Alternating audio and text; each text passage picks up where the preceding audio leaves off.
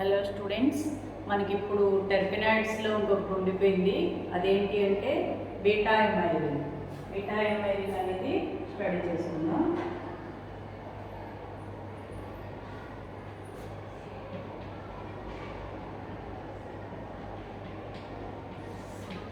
ఈ బీటా ఎమైరిన్ అనేది ఏంటంటే ఒక టెర్పెనాయిడ్. అది ఓలియోరెజిన్ నుంచి సింథసిస్ చేయబడుతుంది, ఎక్స్ట్రాక్ట్ చేయబడుతుంది.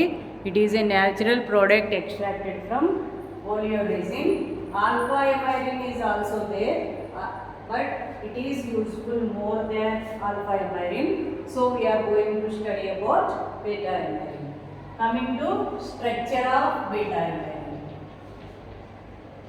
Structure of beta emirin. First point is molecular formula of beta emirin is C30H50O. Molecular formula of beta emirin is C30. Molecular formula is C30H50O. అయితే దీనిలో ఆక్సిజన్ ఎలా ఉంది హెట్రోయాటమ్ అనేది స్టడీ చేసుకోవడానికి ఏం చేశారంటే beta amyrin is oxidized to carbonyl compound, that is ketone ని form చేసింది అనమాట. ఏదైనా ఒక కాంపౌండ్ కార్బొనైల్ కాంపౌండ్ ఇస్తుంది అంటే దానిలో ఆల్కహాల్ ఉందని, అది కీటోన్ అయితే సెకండరీ ఆల్కహాల్ ఉందని చెప్తారు. కాబట్టి బీటా ఎమైరిన్లో ఉన్న ఓ ఎలా ఉంది, ఆల్కహాల్గా, సెకండరీ ఆల్కహాల్గా ఉంది అని చెప్పచ్చు. నెక్స్ట్ వచ్చి మీకు ఓ అయిపోయింది. ఈ కార్బన్ స్కెలిటన్లో డబుల్ బాండ్స్ ఏమైనా ఉన్నాయా అని చూడడానికి ఏం చేశారు, బీటా ఎమైరిన్కి పెర్బెంజోయిక్ యాసిడ్ని యాడ్ చేశారు. ఎప్పుడైతే పెర్బెంజోయిక్ యాసిడ్ యాడ్ చేస్తారో ఒకవేళ కాంపౌండ్లో కనుక డబుల్ బాండ్ ఉన్నట్టయితే ఈపాక్సైడ్ ఫామ్ అవ్వాలి. ఇక్కడ బీటా ఎమైరిన్ కూడా ఈపాక్సైడ్ని ఫామ్ చేసింది. కాబట్టి మనకి ఏం తెలుస్తుంది, beta amyrin is having double bond. Double bond ఉంటేనే ఈపాక్సైడ్ అనేది ఫామ్ అవడం సాధ్యమవుతుంది అనమాట. నెక్స్ట్ వచ్చేసరికి ఆ స్కెలిటన్ ఏంటి, ఈ కార్బన్ హైడ్రోజన్ స్కెలిటన్ ఏంటి అని చూడడానికి బీటా ఎమైరిన్ తీసుకుని దాన్ని కంప్లీట్గా రిడక్షన్ చేసినట్టయితే మనకి ఒక కాంపౌండ్ వచ్చింది. దాని ఫార్ములా CnH2n-8 అంటే C30H52. ఏదైనా ఒక కాంపౌండ్ ఇలా ఫామ్ అయిందంటే అది ఏమిటి అంటే పెంటాసైక్లిక్ అన్నమాట.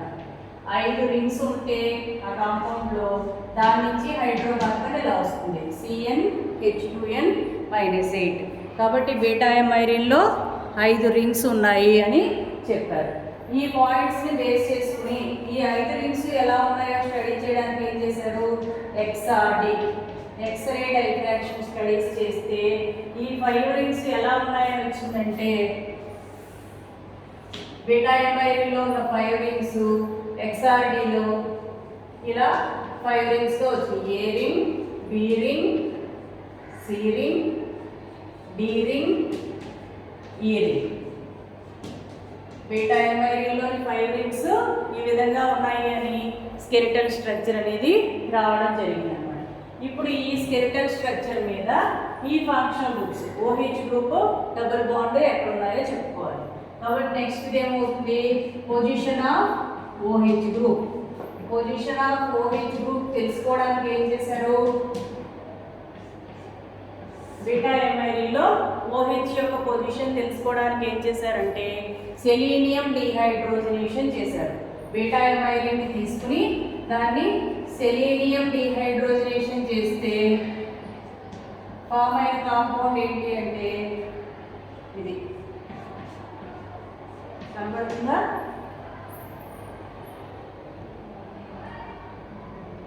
ఓకే. ఫామ్ అయ్యే కాంపౌండ్ ఇక్కడ వెళ్దాం, ఇలా ఫామ్ అయిందన్నమాట. అదేంటి అంటే 1,8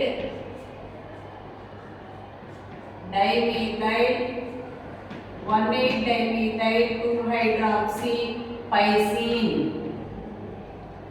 2-hydroxy 1,8 dimethyl pysene అనేది ఫామ్ అయింది. కాబట్టి ఫైవ్ రింగ్స్ పైసిన్, దాంట్లో సెకండ్ పొజిషన్లో OH ఉంది. కాబట్టి బీటా ఎంఐరిన్లో కూడా OH ఎక్కడ వేసుకున్నారు? ఇక్కడ ఏ రింగ్లో సెకండ్ కార్బన్ మీద OH వేసుకున్నారు. ఇక్కడ మిథైల్ గ్రూప్ ఉండాలి, ఇక్కడ మిథైల్ గ్రూప్ ఉండాలి అని తెలిసింది. కార్బన్ కౌంట్ చూసుకుని ఇంకా డబుల్ బాండ్ యొక్క పొజిషన్ ఏంటో చూడాలి. పొజిషన్ నెక్స్ట్ పాయింట్ ఏంటి? Position of double bond. Position of double bond చూసుకోవడానికి ఏం చేశారంటే ఓలియోరేజ్ బీటా ఎమైరిన్ అనేది ఒక కాంపౌండ్ని పోలి ఉంటుంది. అదేంటి అంటే acetyl oleanic acid. Acetyl oleanic acid తిని బీటా ఎమైరిన్కి చాలా ప్రాపర్టీస్లో సిమిలారిటీస్ ఉంటాయన్నమాట. కాబట్టి అప్పటికే ఎసిటైల్ ఓలియానిక్ యాసిడ్ యొక్క స్ట్రక్చర్ని డిటర్మైన్ చేయడం జరిగింది. ఆ ఎసిటైల్ ఓలియానిక్ యాసిడ్ యొక్క స్ట్రక్చర్ ఏ విధంగా ఇవ్వబడింది? అప్పటికే ఎసిటైల్ ఓలియానిక్ యాసిడ్ యొక్క స్ట్రక్చర్ ఎలా ఇచ్చారు అంటే ఏ రింగ్, ఇక్కడ 2 మిథైల్ గ్రూప్స్, ఇక్కడ OH, A ring, next B ring, ఏకి బికి మధ్యలో methyl group, next C ring, C రింగ్లో ఇక్కడ double bond, next D ring, next E ring. E రింగ్కి ఇక్కడ 2 మిథైల్ గ్రూప్స్, ఇక్కడ below the axis methyl group, ఇక్కడ above the axis methyl group. ఇది ఎసిటైల్ ఓలియానిక్ యాసిడ్ యొక్క స్ట్రక్చర్. ఇక్కడ COOH ఉందన్నమాట. ఇది ఎసిటైల్ ఓలియానిక్ యాసిడ్ యొక్క స్ట్రక్చర్ అప్పటికే ఇవ్వబడింది. కాబట్టి ఈ ఎసిటైల్ ఓలియానిక్ యాసిడ్ని ఆధారంగా చేసుకుని బీటా ఎమైరిన్లో డబుల్ బాండ్ ఎక్కడ వేసుకున్నారు? ఈ సి రింగ్లో ఇక్కడ వేసుకున్నారు.